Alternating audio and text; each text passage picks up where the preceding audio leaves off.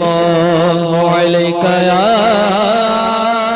رسول اللہ یا رسول اللہ صلاۃ و سلام علیکہ یا حبیب اللہ صلی اللہ تعالی علیہ وآلہ وسلم۔ حضرات، حضور غوث الاعظم علیہ رحمت و رضوان ابھی آپ کی پیدائش نہیں ہوئی۔ جس شب میں آپ کی ولادت ہوئی وہ رمضان المبارک کی پہلی شب تھی۔ غوث الاعظم کی جس شب میں جس رات میں ولادت ہوئی وہ رمضان المبارک کی پہلی شب تھی۔ صبح سے روزہ رکھا جانا۔ آپ کی ولادت کے وقت آپ کی والدہ محترمہ کی عمر 60 سال تھی۔ 60 سال غوث الاعظم کی والدہ محترمہ کی عمر تھی، 60 سال۔ اور اطباء کا، حکیموں کا، ڈاکٹروں کا اس بات پر اتفاق ہے کہ اتنی عمر میں کسی عورت سے بچے کا پیدا ہونا یہ عادتاً محال ہے۔ عموماً عورتوں کو 55 کی عمر کے بعد بچے کی ولادت نہیں ہوتی۔ یہ ڈاکٹروں کا اس بات پر اتفاق ہے، اطباء کا فیصلہ ہے کہ عادتاً محال ہے۔ لیکن غوث اعظم کی بھی یہ کرامت ہے کہ جب آپ کی والدہ محترمہ کی عمر 60 سال ہے تو اس 60 سال کی عمر میں حضور غوث الاعظم کی والدہ محترمہ کے شکم سے ایک ایسا بچہ پیدا ہوا جس کی عظمت کا اعتراف پوری دنیا کر رہی۔ بے شک سبحان اللہ۔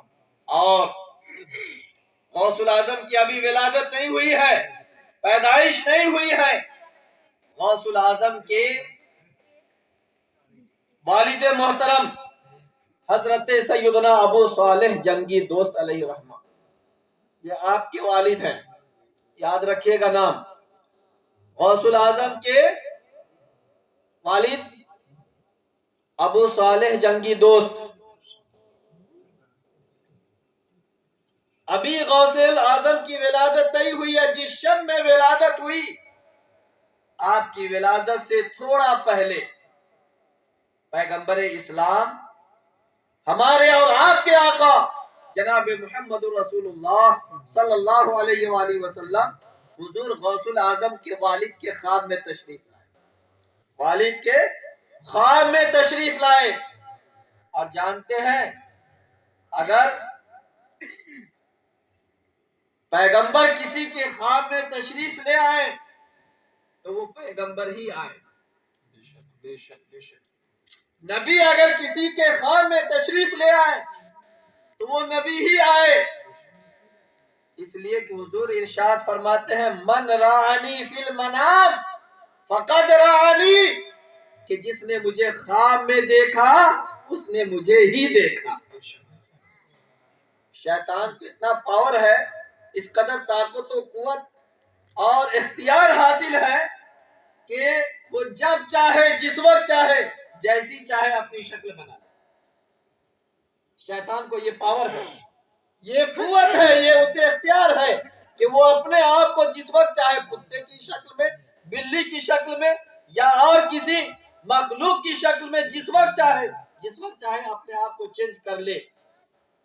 لیکن شیطان کو یہ پاور حاصل نہیں کہ وہ رسول اللہ صلی اللہ علیہ وسلم کی شکل اختیار کر سکے، کسی نبی کی شکل اختیار کر سکے۔ شیطان کو یہ پاور حاصل نہیں ہے، یہ اختیار حاصل نہیں ہے۔ تو ہمارے پیغمبر ارشاد فرماتے ہیں من رآنی فی المنام فقد رآنی، کہ جس نے خواب میں مجھے دیکھا اس نے مجھے ہی دیکھا، کسی اور کو نہیں دیکھا۔ آگے ارشاد فرماتے ہیں فَإِنَّ الشَّيْطَانَ لَا يَتَمَثَّلُ بِي، اس لیے کہ شیطان کو یہ پاور حاصل نہیں ہے کہ وہ میری شکل و صورت کو اختیار کر سکے۔ تو حضور غوث الاعظم کے والد محترم حضرت ابو صالح جنگی دوست علیہ رحمہ کے خواب میں کون آئے؟ نبی پاک صلی اللہ علیہ وآلہ وسلم۔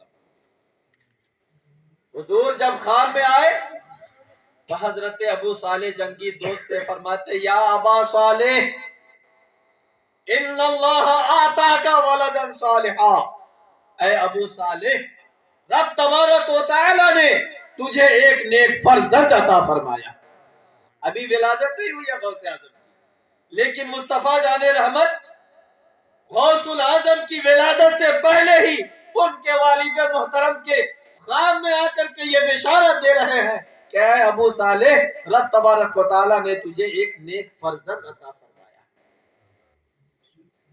اور حضور فرماتے ہیں ہوا ابنی و ابنوں کا، ہوا ولدی و ولدوں کا، اے ابو صالح وہ تیرا بھی بیٹا ہے اور میرا بھی بیٹا، وہ تیرا بھی بیٹا ہے اور میرا بھی بیٹا ہے۔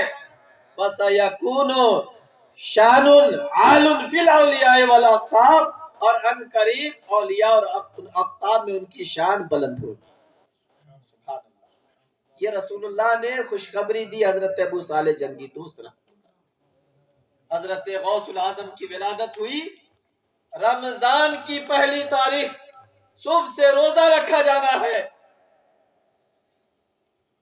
والدہ محترمہ نے سحری کے وقت دودھ پلایا، سحری کا وقت جب ختم ہوا پورے دن اپنے بچے کے منہ میں اپنے پستان کو ڈالتی رہی تاکہ میرا بچہ دودھ نوش کر لے، لیکن غوث الاعظم نے پورے دن دودھ نوش نہیں فرمایا۔ جب افطار کے وقت آپ کی والدہ محترمہ نے اپنا پستان آپ کے منہ میں ڈالا تو حضرت غوث اعظم نے دودھ پینا شروع کر دیا۔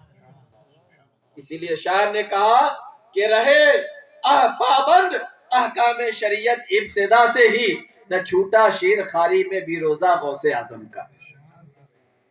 غوث الاعظم پیدا ہوتے ہی آپ نے روزہ رکھنا شروع کر دیا، کتنی بڑی شان ہے۔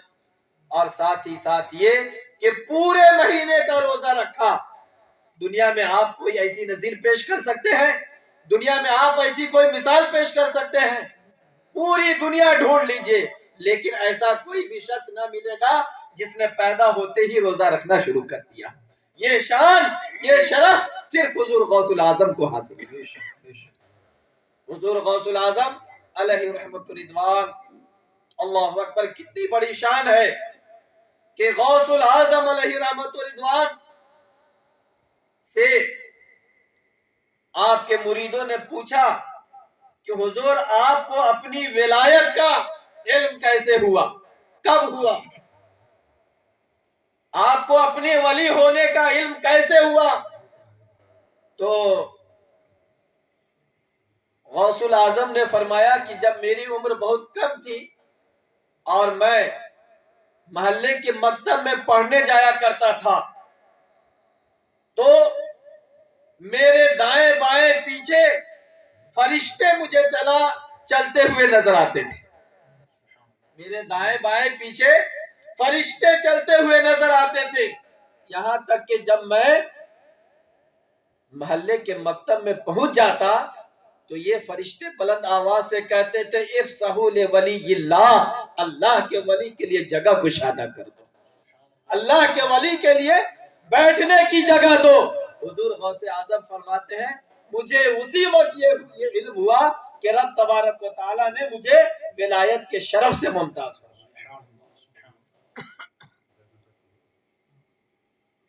حضرت سیدنا غوث الاعظم علیہ رحمت رضوان کے پیدا ہونے کی، آپ کے ظہور کی بشارت آپ سے پہلے کے بزرگوں نے دی، آپ سے پہلے کے بزرگوں نے دیا ہے۔ بغداد کی سرزمین پر ایک بزرگ ہیں حضرت ابو بکر بن حوارہ، ابو بکر بن حوارہ، یہ ایسے بزرگ ہیں کہ ان کی خواب میں خلیفہ اول حضرت ابو بکر صدیق رضی اللہ تعالیٰ عنہ تشریف لائے۔ ابو بکر کی خواب میں کون آئے؟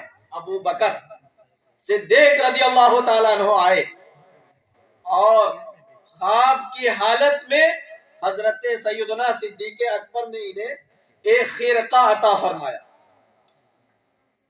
جب نیند سے بیدار ہوئے حضرت ابو بکر تو آپ نے اپنے سرہانے کے پاس اس خرقہ کو پایا۔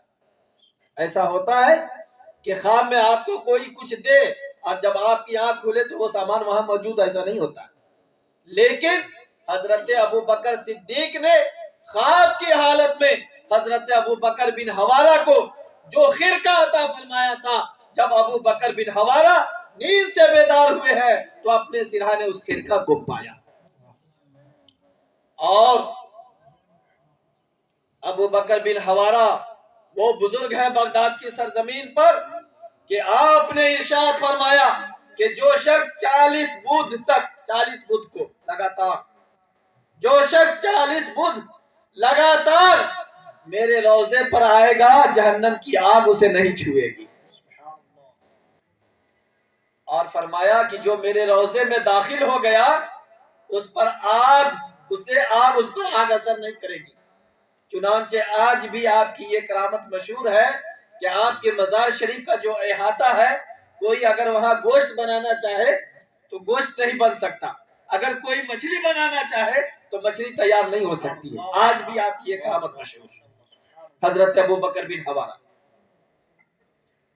تو غوث الاعظم کی پیدائش سے برسوں پہلے حضرت ابو بکر بن حوارہ نے، ابھی غوث اعظم پیدا نہیں ہوئے، ابو بکر بن حوارہ نے کہا تھا کہ بغداد کی سرزمین پر 8 اولیاء ایسے ہوں گے جو ولایت کے منزل اوتاد پر فائز ہوں گے. 8 اولیاء بغداد کی سرزمین پر، اصل میں ولایت کے درجے ہیں، اوتاد، اقطاب، افراد، یہ سب ولایت کے درجے ہیں. تو حضرت ابو بکر ابن حوارہ نے فرمایا کہ بغداد کی سرزمین پر 8 ایسے اولیاء ہوں گے جو ولایت کے مقام اوتاد پر فائز ہوں گے. وہ 8 کون ہیں جانتے ہیں؟ وہ حضرت معروف کرخی ہیں، حضرت جنید بغدادی ہیں، حضرت سری سختی ہے، حضرت بشر حافی ہے، حضرت امام احمد ابن حنبل ہے، اور حضرت سہیل بن عبداللہ تستری ہے. اور 8واں جو نام ہے وہ حضرت سیدنا شیخ عبد القادر جیلانی. غوث الاعظم کی ابھی ولادت نہیں ہوئی، تقریباً 200 سال پہلے کے بزرگ حضرت ابو بکر بن حوارہ بتائے ہی لوگوں کو مژدہ سنا رہے ہیں، لوگوں کو خوشخبری دے رہے ہیں کہ بغداد کی سرزمین پر 8 ایسے بزرگ پیدا ہونے والے ہیں جو ولایت کے منزل اوتاد پر فائز ہوں. لاسٹ نام جو لیا تھا وہ حضرت سیدنا شیخ عبد القادر جیلانی کا. حضرت ابو بکر بن حوارہ بتائے ہی سے لوگوں نے پوچھا کہ حضور یہ عبد القادر جیلانی ہے کون؟ تو آپ نے ارشاد فرمایا یہ اجمی سید ہیں، عجم میں پیدا ہوں گے لیکن بغداد ان کا مسکن ہوگا. اور آپ نے ارشاد فرمایا تھا کہ ایک وقت وہ آئے گا کہ عبد القادر جیلانی ممبر پر کھڑے ہو کر کے یہ کہے گا میرا یہ قدم تمام اولیاء کے گردن، میرا یہ قدم تمام اولیاء کے گردن پر ہے. تو اس وقت پوری روئے زمین پر دنیا کے جس بھی گوشے کونے اور خطے میں اولیاء کرام موجود ہوں گے، سب ان کی اطاعت و پیروی کرتے ہوئے اپنی گردنوں کو جھکا لیں گے اور اس وقت یہ عرض کریں گے بل علی الراس والعین، اے غوث اعظم آپ کا قدم میرے سر ہی پر نہیں بلکہ میری آنکھوں پر بھی ہو، میرے سر پر بھی ہو. آپ کا یہ قدم میری صرف گردنوں ہی پر نہیں بلکہ میرے سر پر بھی ہو، میری آنکھوں پر بھی. اسی لیے حضور مفتی اعظم ہند ارشاد فرماتے ہیں یہ آنکھیں یہ سر، یہ آنکھیں یہ سر ہے، یہ دل یہ جگر ہے، یہ آنکھیں یہ سر ہے، جہاں چاہو رکھو قدم غوث اعظم. اللہ رب العزت کی بارگاہ میں دعا ہے کہ مولا کریم ہمیں اور آپ کو حضور سیدی سرکار غوث الاعظم کے فیضان سے مالا مال فرمائے. وآخر الدعوانا الحمدللہ. یا نبی سلام علیکہ، یا رسول